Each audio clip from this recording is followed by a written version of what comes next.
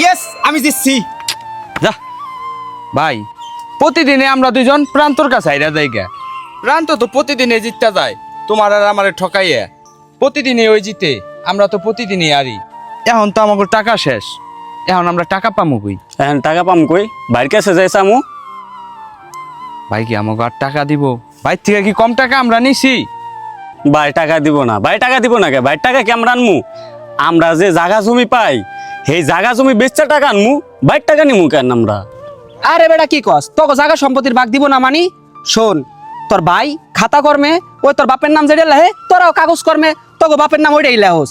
বাপ তো তগই অগো বাপ। তোরা যদি সম্পত্তির ভাগ না পাস, তোর ভাই কি একলা সবকিছু পাইবো? তোর বাপের অনেক সয় সম্পত্তি আছে, ওটি বেচা নিয়ে টাকা পয়সা হইলে খেললে মজা পাবি।